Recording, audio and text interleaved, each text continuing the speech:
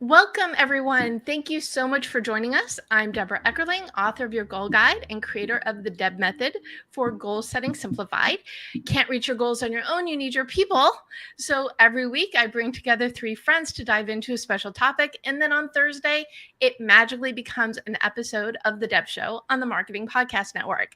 So whether watching us live or the replay or listening to us, we are glad you're here and choosing your goals because isn't that really the point? We all want to be better, do more, improve, have more of an impact, and we do this through people and resources. And today's people are awesome on this topic of business tips.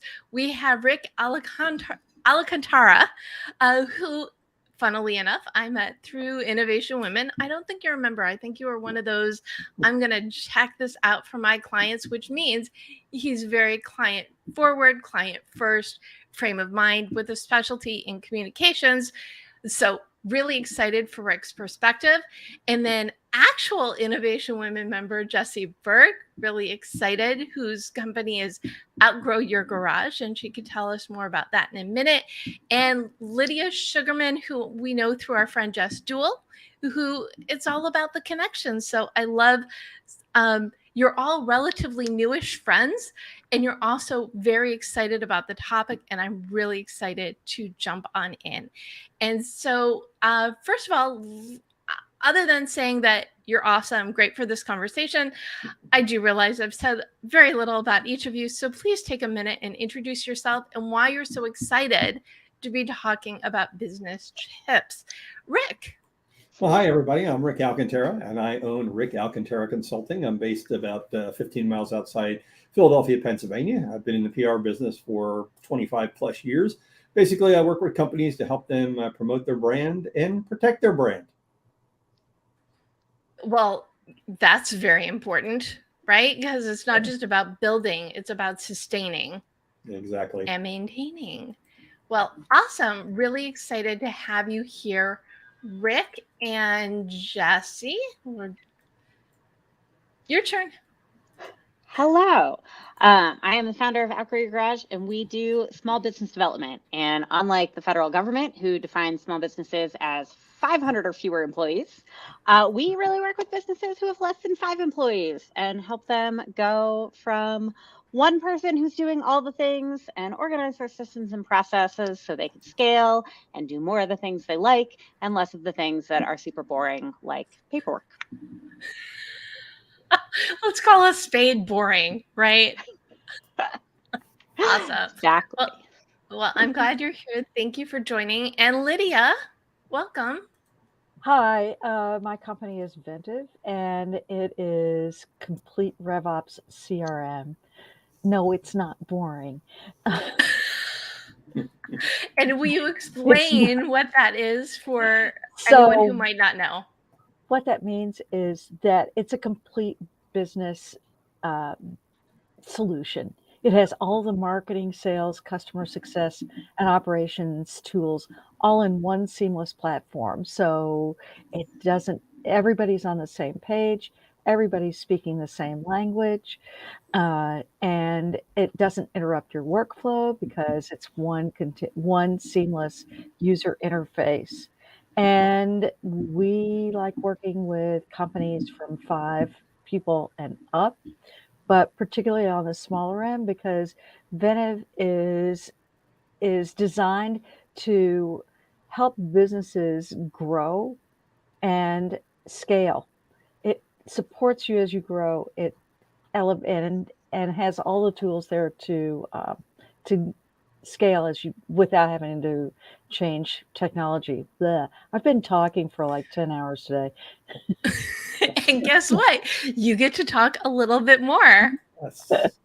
Awesome. Well, thank you. Well, and it's, I feel like we've got all different ends of the spectrum, but it's really focusing on business and building. And that really starts with the foundation. And so Deb method, for those of you who don't know, it's determine your mission, explore your options, brainstorm your path. And it's for setting that foundation, because when you have that, then you can grow. And sure, sometimes it's nice to fly by the seat of your pants and see where opportunities take you, but you still need to know who you are and what your business is about, so you set yourself up for success. So transition. What do you think is the first step anybody needs to set the foundation for their business? Jessi?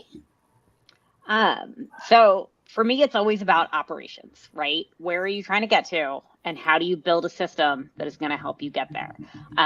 So people talk about sales, they talk about marketing, they talk about demographics. All of those things are important, but it doesn't matter what your pricing is, what your sales strategy is, what your marketing strategy is, if you don't know how you're going to do it, and you can't replicate that task so that it becomes rote in some respects, so that you are able to grow your business once you have all those pieces figured out. So, for example, right now, Outgrow Your Garage is launching a new program, right? And we are launching the subscription program where people can use our programming to build their operations, right? In order for us to be able to build that program, we have to decide, how are people going to use it? What are those different pieces going on? Why does it matter to them? And how do we, as we sell it, make sure that people are getting a consistent product every time? We have the background handled on how are we communicating with people? How are we remembering to post about it on social media? How are we remembering to continue doing all of the other things in our business? And so it really becomes not just what is this new product, but how does this product fit into the overall operations of our business as a whole, so we can continue doing what we're doing. And so new businesses are exactly the same. How are you going to do it? And how do you make sure you maintain that quality? Nice. Lydia, what are your thoughts? So I start before that, and that may be implied in what Jessi said, but you have to get out of the building and find out if what you think is a good idea, other people think is a good idea. Are they going to buy what you're selling? Do they need it? Or is it just a nice to have? And if they need it, how much is it worth to them? A book that I read a while back I got it out of the library, and then it was so good I bought it, is called Monetizing Innovation. And Jessi smiles like she's very familiar with that book. I'm not, but we keep a running book list of cool business books. And so I'm going to write that down right now so I can read it later. It's really great. And even though there's an emphasis on tech startups, the principles are universal to any kind of business. So, it's what you want to sell. Does it have a place in the marketplace? And do you have, I know I like quick answers. Do you have a litmus test for that? Or does that change with everything? Yeah, I mean, the litmus test is getting out of the building and just talking to people and keeping track of it. I don't know if anybody still does it, but one of the things, I spent 16 years in Silicon Valley, and one of the recommendations was to go to the Starbucks and offer to buy people's coffee if they would answer a few questions. And they would do anecdotal market research on what they were proposing to build and sell. The other is, solve your own personal pain to come up with a good product that people feel like they need. I'm another book for your list if it's not already on it. Jessi, is, I think it's Disrupt You by Jay Samit, and it's, you write down every day, write down 3 problems that you're having, and then at the end of the month, see what solutions that you're going to create. So I think that's definitely in alignment, because sometimes the best thing you can do, or as I say, whenever I'm restarting or rebooting something, I Deb method it. I take it through, what is the mission for this project and what are the steps that I need to do to get out in the world. And let me tell you, the system works. because when you're pinpointing and then getting excited about it, and then go and check and see the needs and then put the systems in place and et cetera, et cetera. Rick, I did not forget about you. No problem. What are your thoughts? What to you is that first step? Yeah, I think before you get into sales, before you get into communication, before you get into marketing, product development, any of that, you have to define what's your purpose. Why are we here? What are we trying to accomplish? What is this problem that we're trying to solve? So before we even go out to the market and start asking questions, it's like, have we defined why we exist? And are we going to be authentic to that purpose? Not just the fact that we're going to say we're going to do something and then we just list the opposite. We say we're going to support the environment, and then on another side, a subdivision of our company is polluting the water. So, are we authentic, to our purpose? That's really where I think everything has to start. And when I'm working with companies on communications, before I start asking them, well, do you want a newsletter? Do you want a website? Whatever it's going to be, I have to know, why do they exist? What are they trying to accomplish? Who are they trying to serve? What are they trying to say? What have they tried that's worked and what hasn't worked? And then we can start working together. Awesome. Well, again, to determine your mission, of course, I agree with you. What problems let me ask this, because that's actually the next question. When you ask your clients these questions, do they have the answers right away, or do they need your help in reining them in? Sometimes you have to do some digging. You have to kind of take it to the next level and ask second and third level questions. But I think most organizations, if they're going to invite you in to talk, they probably recognize either they have a problem that needs to be fixed, or they want to go to another level where they haven't been able to get there yet, and they want you to kind of help provide the solutions. But if I just come in and say, okay, I already have the solution, and I think you should do X, and I haven't asked any questions, I'm not really doing a good service to my clients. I need to really ask them a lot of questions. So if I sit down, say, with a prospective client for an hour, I'll tell them up front, I say, I'm not bringing you a brochure, I'm not bringing you a newsletter, I'm not bringing you a presentation. In fact, I'm bringing you nothing. I'm going to spend 5 minutes talking about what I do, and I'm going to spend 55 minutes asking you questions. And then based on that, I'm going to make my recommendations and put it into a proposal. Got it. And so, Jessi, Lydia, do you have similar, same, different interactions when you start working with people? So my first interaction with a lot of our people is through a co-working session that we operate twice a week. And that is really a space for entrepreneurs to come in and work together. It's not networking. It's more like going to a coffee shop, except virtually. And so for that, we just get to know people in these little pieces of time around what they're doing, right? So co-working operates in these 2 40-minute work periods with goal setting and chit-chatting and troubleshooting around that. And so that tends to be how we get to know the people who work with us, because unlike Rick, who does consulting, right, where he's really focused on that individual problem solving, I'm not. I'm way more focused on that. How do I help you find the resources to solve your own problems? Because most of the businesses I work with are people who have very labor-intensive businesses. And so some of them are consultants, some of them are bookkeepers, some of them are skilled tradespeople, some of them are domestic services, home healthcare services, artists, creatives, all these people who work in these fields that they don't scale unless you hire. And if you are doing admin time, you're not doing things that you can charge for, because somebody has to be doing that billable labor. And so a lot of what I do is really asynchronous. And so people find us all kinds of ways, but co-working tends to be where I have the most hands-on experience. Everything else is online classes. And Lydia? So I belong to a networking group, and everybody has to have 3 words to describe what they do. And my 3 words are grow revenue smarter.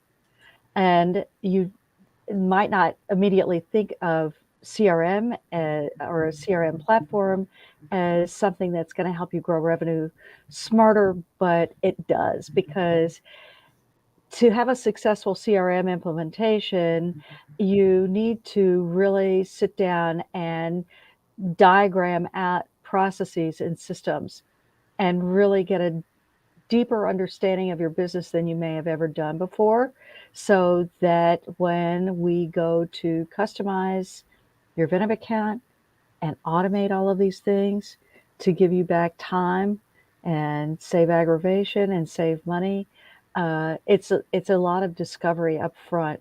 Or people will say, well, I need a CRM. Well, why? Yeah. Why do you think you need a CRM? What do you want to accomplish? So, uh, and that's the difference between a successful and unsuccessful technology implementation. This is so true, because a lot of people say, oh, I have a CRM because everybody says I need a CRM. I have a newsletter because you need a newsletter. I have this because, but one size does not fit all. Right. And if you're spending, and I'm sure Jessi totally agrees with this, if you're spending around your time implementing everything, you have no time to actually make money. That's just it. Right? Yeah, and if you're just starting out, it's really simple, hey, maybe a spreadsheet does work for you, or maybe one of the entry level, like simple applications that does, one thing work for you. But eventually, I mean, most people go into business with the idea of growing a business and scaling it, or not everybody, but to a degree, even consultants or coaches, they keep adding services and products and get busier and busier. So they need something more efficient. So having everything in one place with a single sign-on, a single source of truth, at a price point that makes sense, makes your life easier. So our new tagline actually is, it's not more than you need, it's more than you thought possible. Ooh. I think one thing that Lydia and Jessi will probably agree to is a lot of times when the client or prospect talks to you, they already have the solution in mind. They're like, this is a solution. And so they think about the problem and they've got the answer. And, I think your job as the consultant, the advisor, the coach, whatever, is to ask those questions, to dig deeper and figure out if that is the best solution. And should you go in a different direction? Sometimes I'm talking prospective clients out of doing things that would generate more revenue for me because I don't see the benefit for them. So I say to them right up front, yeah, I'd like to have your money, but I don't think you should do that because it's not going to give you the same results. You'll do better over here than being over here. I'm happy to say, if it's not a match, I'm happy to say that, because the last thing I want is an unhappy customer. Right. And bad word of mouth. I'd rather come away with them saying, she advised me to use this, or to stick with what we're using right now for now, because I don't really need Venntive at this point in time. And that can become a great testimonial or recommendation. Yeah. But on the other side, there are companies who are willing to come out and just do whatever you ask them. It's like, I've got the solution, implement it, and they'll just go and do it. And then you've got that problem you just described, Lydia, which is, are they really happy with it? It was their idea. You did it for them, and then they may feel uncomfortable with it anyway. Yeah, it doesn't always have to be a customer that makes a referral. It can be somebody who ended up not being a customer. Yeah. Jessi, I see you wanting to chime in. I think it's part of that authenticity part that Rick mentioned earlier, of people trust you more if you're saying, this is really what we do and this is really what we don't do. Right. And you don't need this. And that's a big part of showing clients you understand how their business operates. And that's something I think about a lot in terms of how we operate too, of if you really know what you want and what you're really looking for is somebody to walk you through those individual steps of how to reach your goals, great. I have a giant list of business coaches I can refer you to. And that's a big part of how you want to think about when you're starting your business, of what does that client look like? How much hands-on time do you want? Do you not want hands-on time? Do you want to be teaching? Do you want to be coaching? What kind of levels do you want? What is not just who will pay you for your product, but who do you want to work with? There's so much advice out there to chase the money, but chase the money where it overlaps with what you like to do is a part I think a lot of people miss. And if you're authentic about that with clients, Lydia's right. They will refer you whether you end up working with them or not because they liked that authenticity. I frequently have guests that do the exact same thing on for these conversations. You're all a little bit different. So in theory, someone could work with all three of you and it's not a conflict at all. But I've had like 3 web designers or 3 marketing consultants, but everybody comes from it from a different experience, a different personality, and everybody wants the right fit anyway. I once worked with a woman. She said, "You are the fifth coach I've talked to," and I do mostly speaking and workshops. Every now and then, I will do consulting by referral, but I'm like 1 hour and done. Give me an hour, I'll give you a plan. I'm the one people go to before they go to any of you because they're still trying to figure out what's next for them, that foundation. I forgot where I was going with this. Oh, everybody brings their unique background and experience and also their upbringing, their frame of mind, what is true for them. And that's how you make those right connections. And that's why in this space, the more people you know, the better, because you want to be that connector. If you can't help the person, people. And I think, Lydia, this is why you and I met, is because Jess said, "Oh, you are givers. You want to help people make more, do better, etc." And the first thing I said, we talked for 5 minutes. We're like, "Yes, Jess was right." And you connected me with Jim Cermak, who hosts Trade Show University. One of the things I talk about is event outcome optimization. So I'm going to be on that. And he's going to be on next week's GoalChatLive / The Deb Show. So a lot of times as well, you never know where a conversation is going to lead. And your clients might be 2 connections down the road. You just don't know. I want to circle back before we go into, because I am going to ask that big mistakes question in a minute. But I love what you said, Lydia, about the 3 words that really your 3-word intro. And I would love to know, Rick and Jessi, what your 3 words are.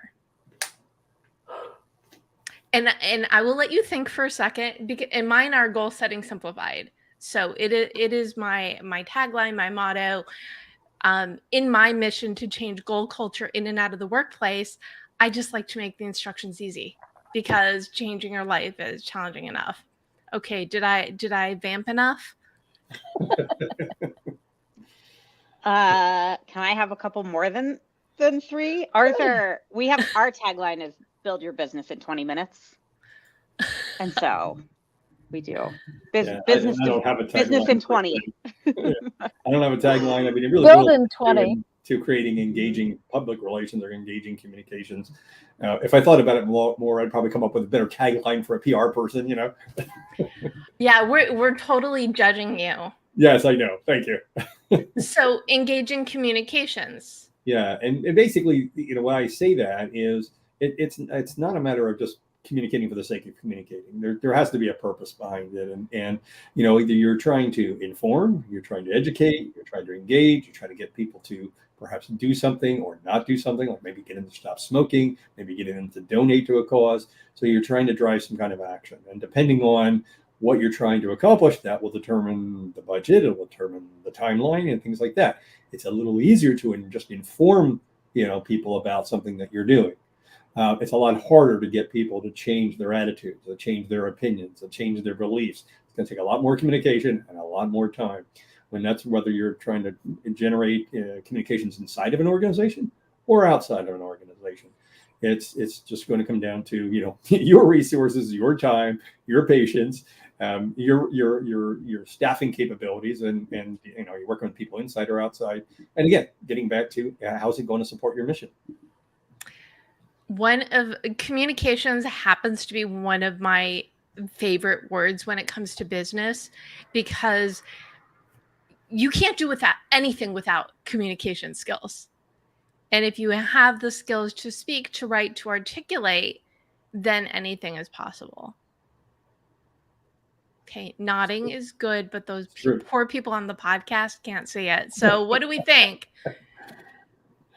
Yeah, I mean, if the organization, if you're not communicating, for example, with your own employees, and your employees are getting their information about the company from external sources like the evening news, you've got a problem.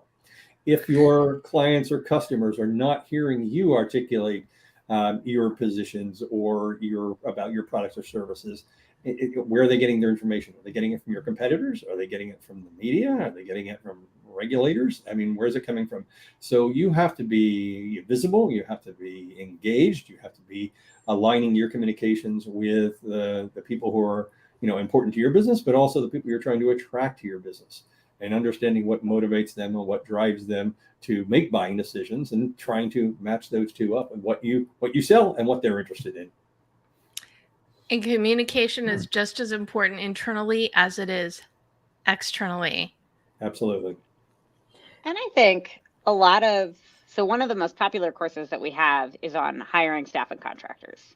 And it is about hiring, and it is about setting up those operations, but it's really a communications course around how do you get your business out of your head so that you can explain it to other people. And I think that a lot of times is the biggest communication hurdle you're ever going to face in your business, is hiring that first person, where suddenly you have to be able to delegate this thing that you have put a ton of blood, sweat, and tears into, to be able to say, this is the trust that I have in you to work through me on these communication issues, because I don't know how to talk about my business to somebody else who's internal. I only know how to talk about it externally.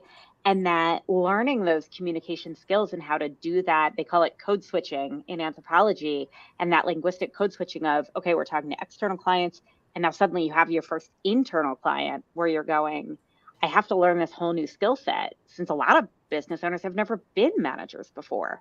But suddenly you have to be a manager, and you have to be a finance person, and you have to learn all these different ways to communicate. And I think that communication growth curve is really hard for a lot of people.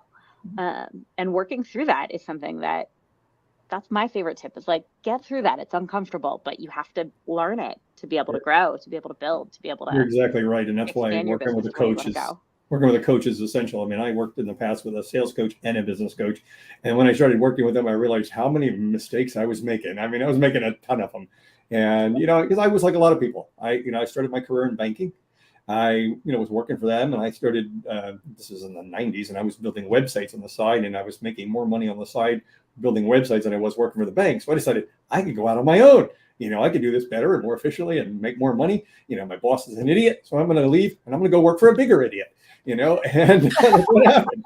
So, but I had to learn sales, I had to learn business development, I had to learn contracts, I had to learn all of this stuff, which I didn't know. And then working with a business coach, he got me to realize that, it's never going to grow if it's just dependent on my time, my hours of working in the business. So I had to really focus and spend more time working on the business. So I started hiring subcontractors. And at the high point, I had like 15 subcontractors working, and then, it freed me up to spend my time more on the business development and improving the business. Lydia. So Thoughts? about communication, I come back to another book, The Four Agreements by Don Miguel Ruiz. And you really don't even have to go past the first page. You don't have to read the whole book. The four agreements are: always speak with integrity, don't take anything personally, don't make assumptions, and always do your best at any given moment, any day, or whatever. So you have to, as Jessi was talking about, bringing in that first internal person, that first employee or partner or colleague, or however you want to refer to them, it's they're gonna ask questions that you just can't take it personally, because they just don't know. And always, whether it's internal or external, always speaking with integrity, and ask a lot of questions. I remember I was in an high school, an algebra 2 class. I loved algebra. I loved my algebra teacher. I asked a question, and I was always at the top of the class. I asked a question one day, and she nailed. She turned. She was this 6 foot tall Dominican nun, and she turned and nailed me with this look. And she's like, "Well, that was a stupid question." Never looked at her the same way again, did you? I was crushed. And all my life, I've said there's no such thing as a stupid question except the one you don't ask. Well, Lydia, I was never good at algebra, so that's probably one of the reasons why I went into communications, like a lot of other communications people, because we couldn't do math. So, Oh, math is different from algebra. yeah. Also, the funny thing was, I had logic classes, and logic was basically taking the spoken language, like speeches and copy, and actually putting it into equations. And I was that came to me like nothing. I mean, it was easy.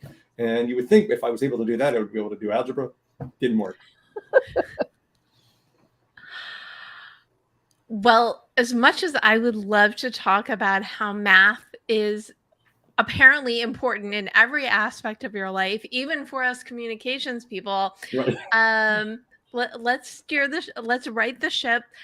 What do you think is the biggest mistake people make in building their business? Lydia? Oh gosh. Not asking enough questions. Love how you brought that one back. Oh, that's true. That's a You good one, that know, one. yeah, I think you really don't know how much you don't know, even though you might think you do, when you think you do know it. And so you just can't talk to enough people and ask enough questions.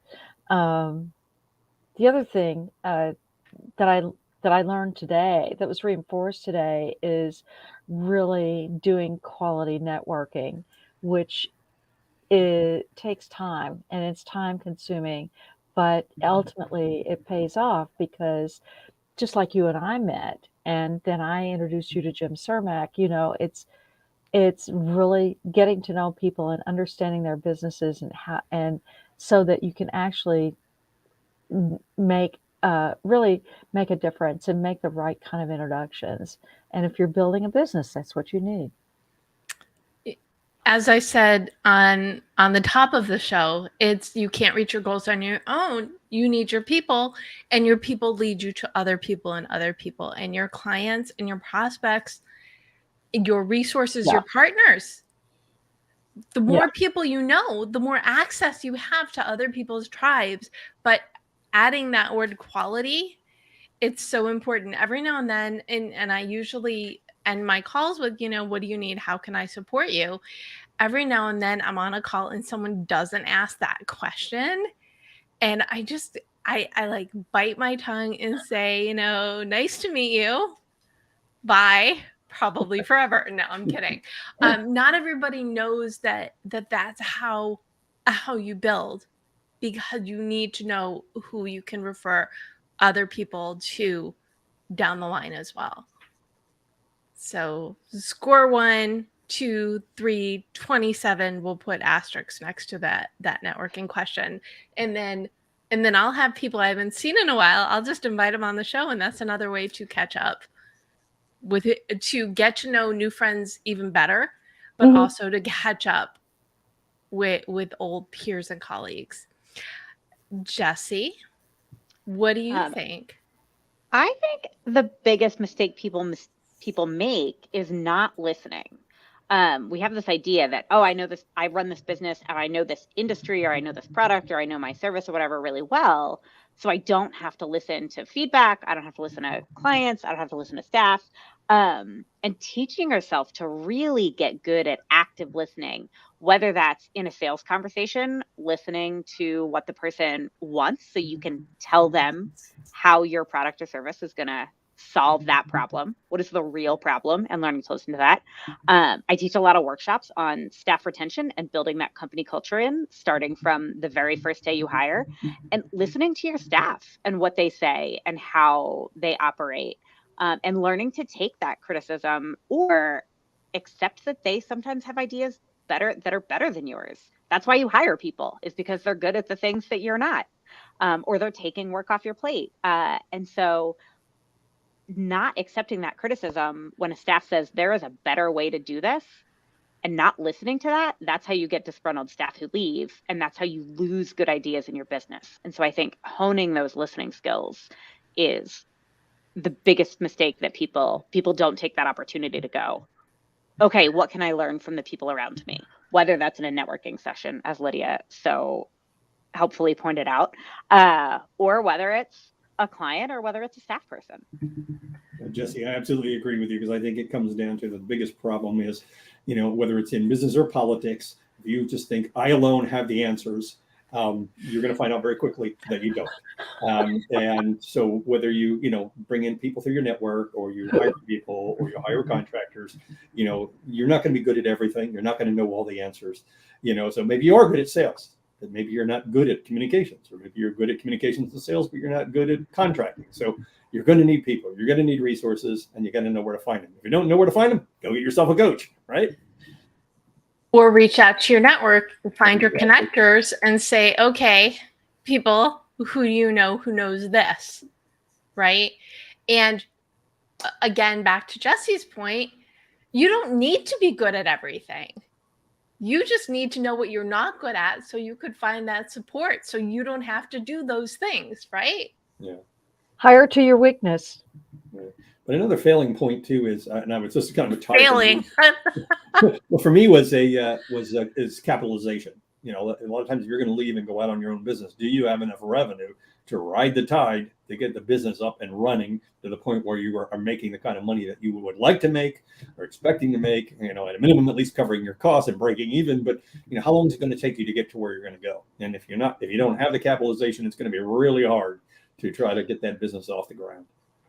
Well, and as a communications person, you said not having capitalization, and I thought you were just going to go on a grammar rant. No. But what you said was all your letters. Well, that's a problem too. If you can't speak and you can't write, those create issues too. But you can hire for that. Exactly. Or now you can call ChatGPT and have it do it for you, right? Right.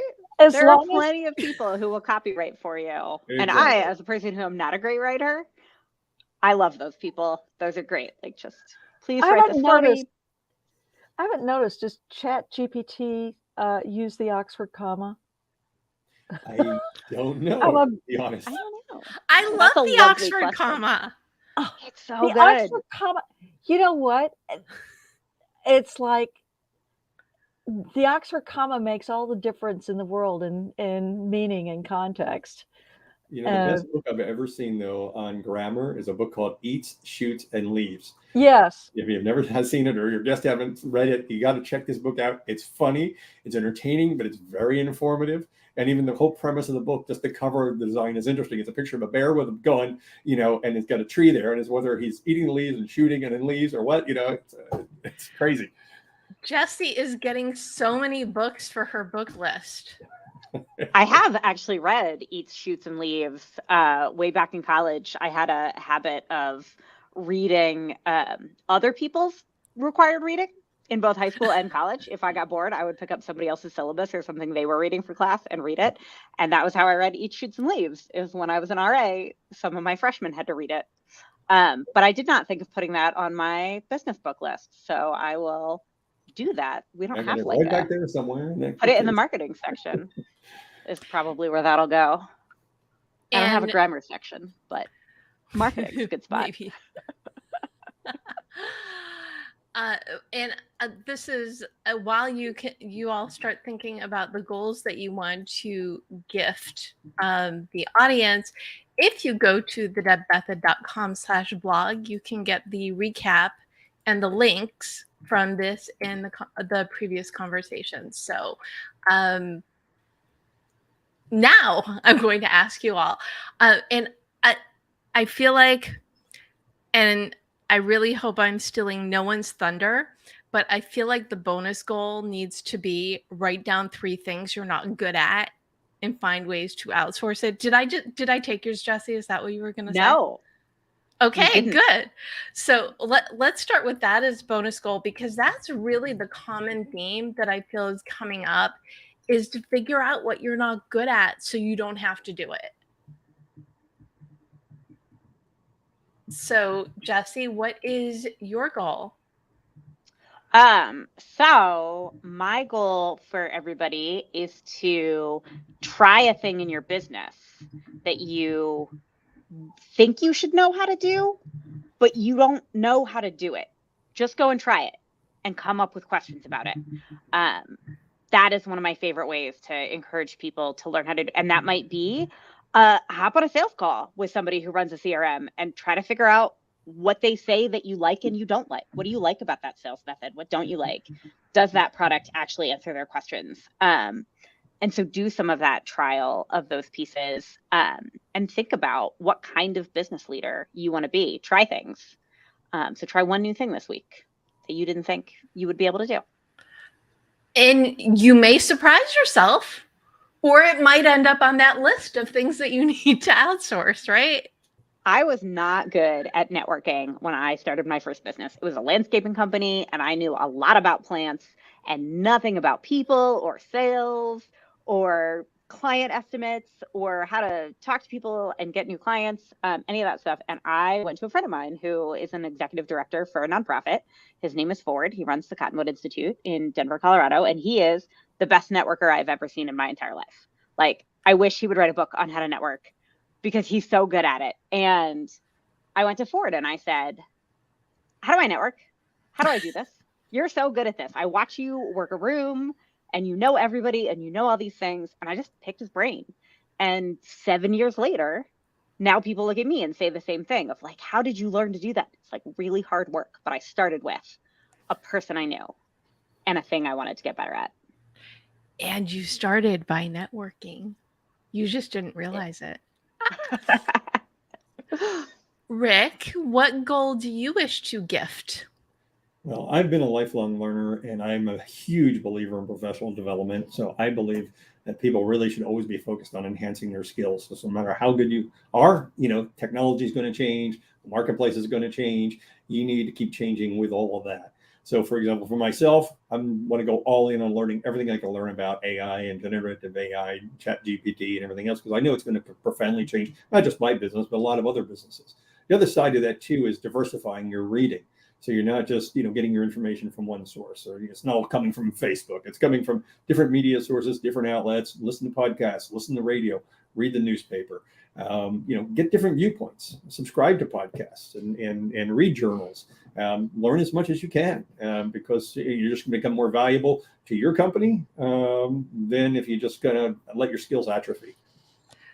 You said a lot of things, so we're going to boil your goal what communicators do. That's what we do. But we're going to boil your goal down to enhance your skills, diversify your reading, but most importantly, learn something new.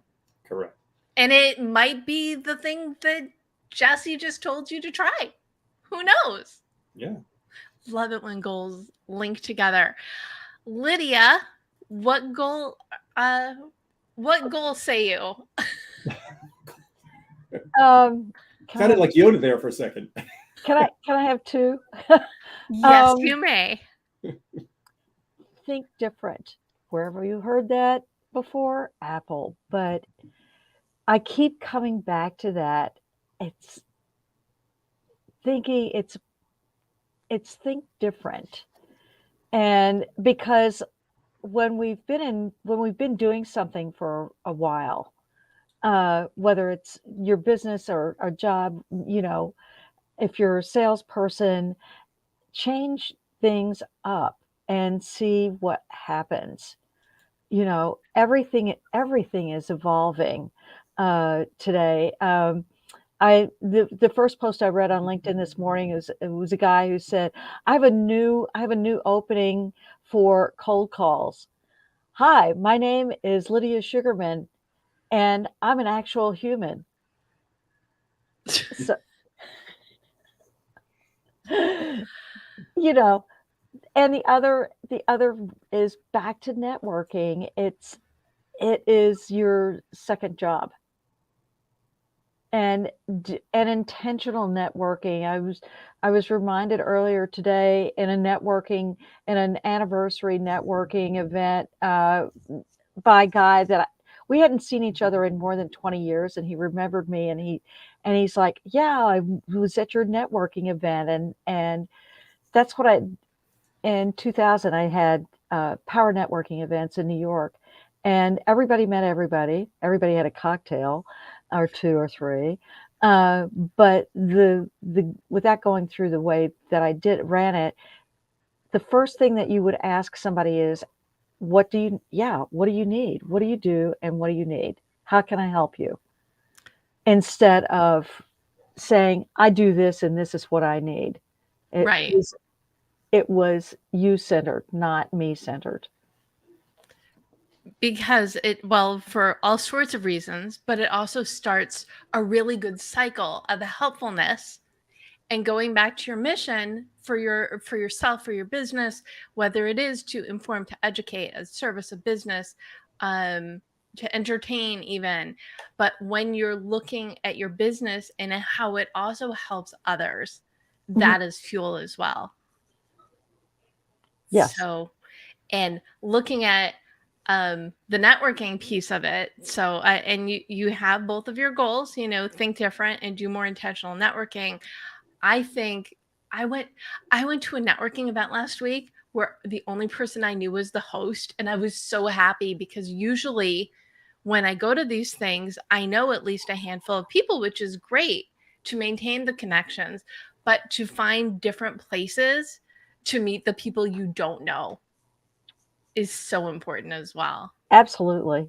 That's why it's good to mix up the places that you go to network, and you go to a chamber of commerce, you go to a professional trade association, you go to all kinds of different organizations, meet different people, and you'll get different perspectives. Back when everything was in person, I would say one networking event a week was a good rule of thumb. And now there's no excuse to not do at least 3, because the time that you save driving to an event, you could be doing more events. And to do a mixture of meetups, educational events, and then the one-on-ones to get to know people in a more deep manner, so you could see if you're good referral partners, resources, or prospects for yourself or for others. And if you're new to networking and this entire conversation scares you because you're like, oh God, I can't talk to all these people I don't know, come to Outgrow Your Garage's co-working. It's free. It happens twice a week. And it's like baby networking. It's 10 minutes of chit-chatting with people and then 40 minutes of working on your own stuff. And then 10 minutes of chit-chatting with people and then 40 minutes of working on your own stuff. So I will put that in. I'll put a link to that in the very fancy GoalChatLive page that I sent to you, Deb. It'll go right there, and we'll call it Baby Networking. Well, why don't we take this opportunity for you all to share where people can learn more about you, and we will start with you, Jessi. So you can find me at co-working, also known as Networking Baby Steps, and Deb very helpfully put a link, outgrowyourgarage.com/GoalChatLive. There are some links on there for free courses and things that you can learn about your business. One of our free courses is what is the real cost of hiring? So how much does a person actually cost for your company beyond just the hourly wage or salary you're paying them?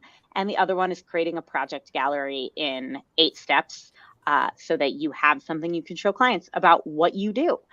So check that out for both of those courses at that outgrowyourgarage.com/GoalChatLive. You can also find me on LinkedIn, or you can find Outgrow Your Garage on Facebook, but not me personally. And the links that you're sharing, as well as your LinkedIn, will go in the recap at thedebmethod.com/blog. So, Rick, where can people learn more about you? Well, I have a portfolio website, but the absolute best place to find me is on LinkedIn. I am on LinkedIn every single day. I'm posting things for myself, for my company, for the trade association that I'm president of. So I'm there all the time. So if you want to get a good perspective on how I think and what excites me, it's all there. So go to my LinkedIn profile.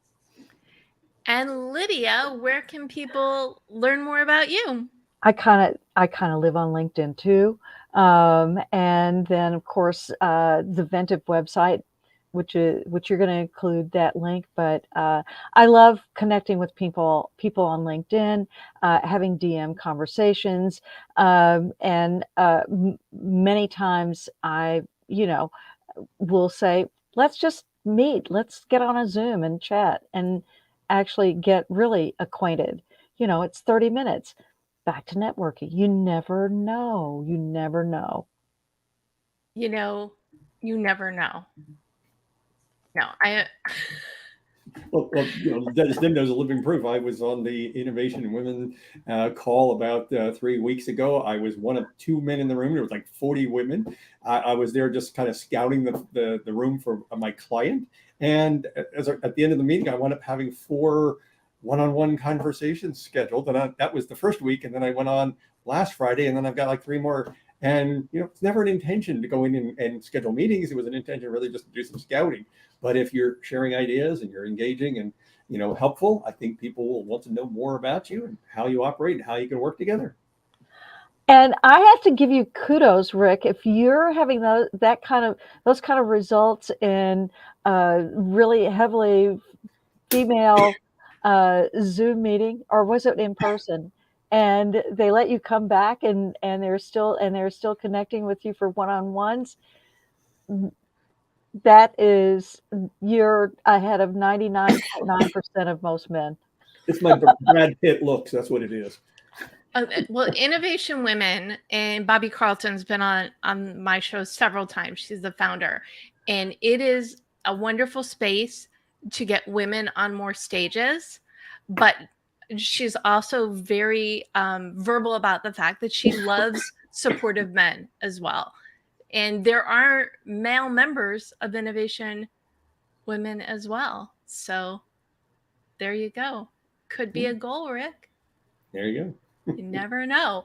Well, this conversation on business tips, I feel like we did not talk. I mean, it's all been about tips, but I would love, what are some of your favorite business tips? 1, 2, 3 tips that people can just implement immediately.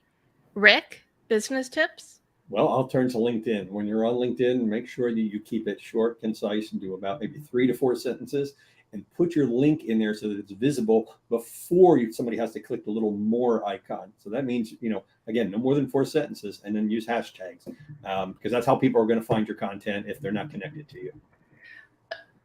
Okay, we need to dial back, because I understood what you said, but it was a lot of words together. So you're saying for when you post on LinkedIn, instead of posting updates, do 4-sentence posts. Yep.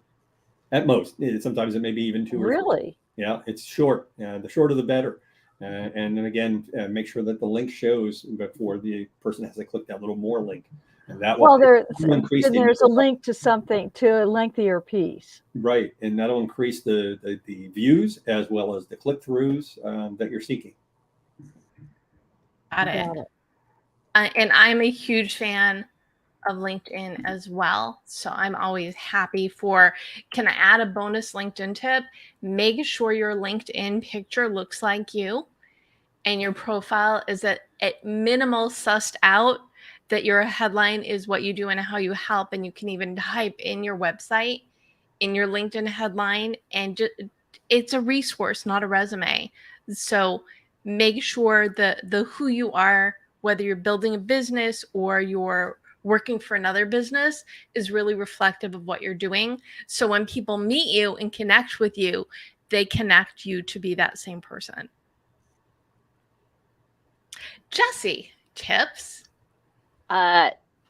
Before every single business event, networking session, client meeting, one-on-one, anything you do for your business, webinar, workshop, anything, define success.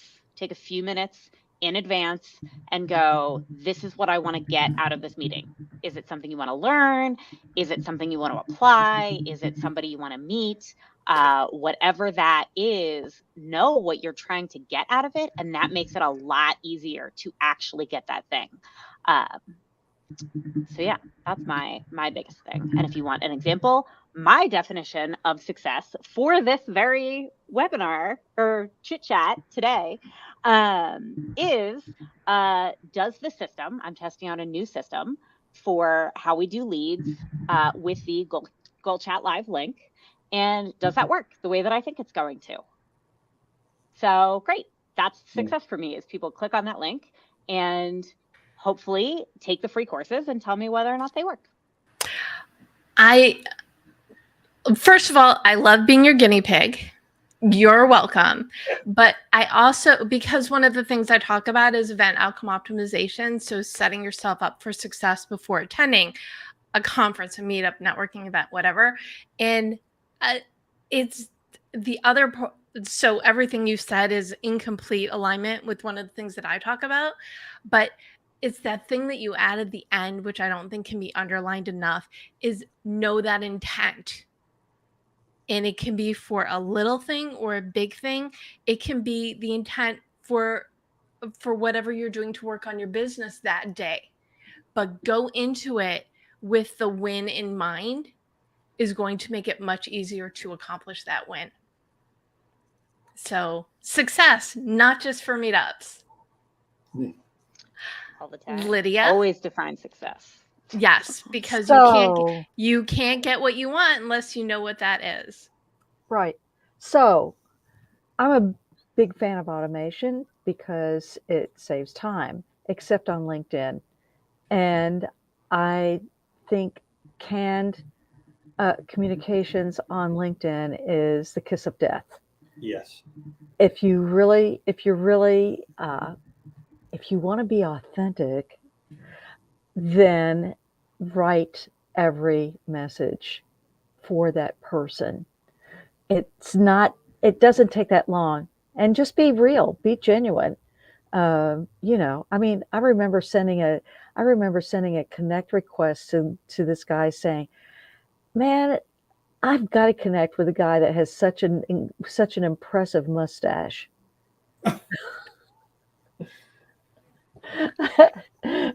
I need to find out more about that. I don't remember if he accepted it or not, but I had fun writing it. And it helps you stand out. Yeah. Because that person's going to remember you. And so anybody who connects with one or all of us after listening to this conversation, say that this is where we met. Exactly. And then find another way. Oh, I love when you said this or this point. And another tip is follow up, and then follow up again, and follow up again, and again, and again, in different ways, in different words, because if you're selling, and we are always all selling in one way or another, we know it takes a lot of touches to make an impression and to get a reaction, but we also tend to give up too soon. Keep at it, because you never know, right? It's uncomfortable sometimes until somebody tells you to take a hike. Keep at it. What frequency do you think is good for following up without annoying people? Depends.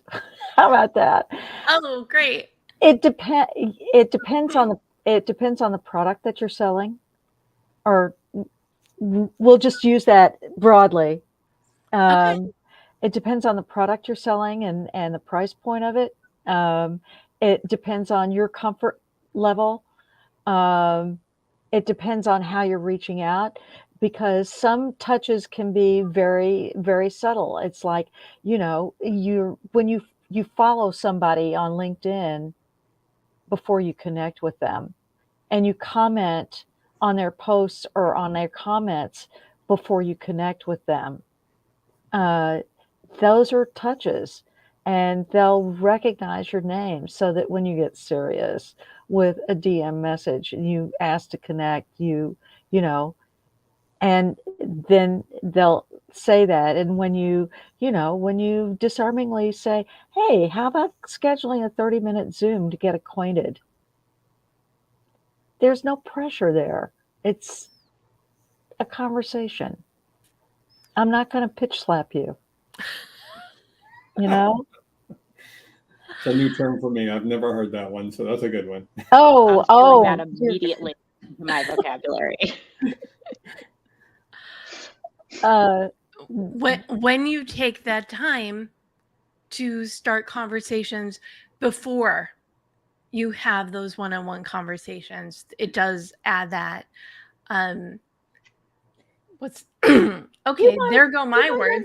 You might end up commenting on several of their posts or comments in one day, within an hour, because you discovered somebody that really intrigues you in some way. It's not creepy. I don't think it's creepy. It's enthusiastic if you're honest about it. You're Authentic. comments. If you're Yes. And using your authenticity. It seems like that feels like an oxymoron. But when you are authentic and you are engaging and starting conversations or commenting and always reply, then when you reach out and are not pitch slapping, I also love that term, the person is going to be more responsive because it's genuine. And when you're genuine, everybody wants more genuine people in their life. And then you see where it can go. It really works. It really works. This has been such a wonderful conversation on business tips. Thank you so much, Rick, Jessi, and Lydia, for sharing your background, your enthusiasm, and your business tips. And thank you, whether you are watching us live or the replay or listening to us as the Deb Show podcast. Thank you for choosing your goals and to spend time with us to better your business. I am live at 4 p.m. I am live for GoalChatLive every Monday at 4 p.m. Pacific if you want to join us, and you can subscribe to The Deb Show on iTunes or your favorite podcast platform. And you can learn more at thedebmethod.com, of course, and get the recaps.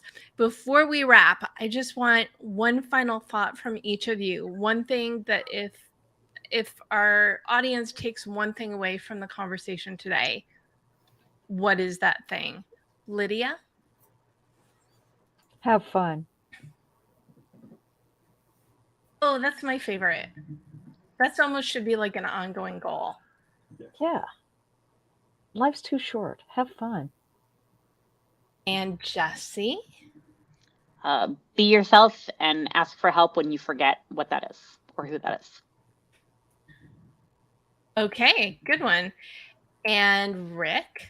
And I think all three of us agreed on this principle, which is be authentic. You want to succeed in business? Be authentic, because that is the ultimate business strategy. Amazing. Thank you all again, Rick, Jessi, and Lydia. Thank you again for tuning in. Going out there, go for it, whatever your business goals, because we know you can do it. And have fun. And have fun.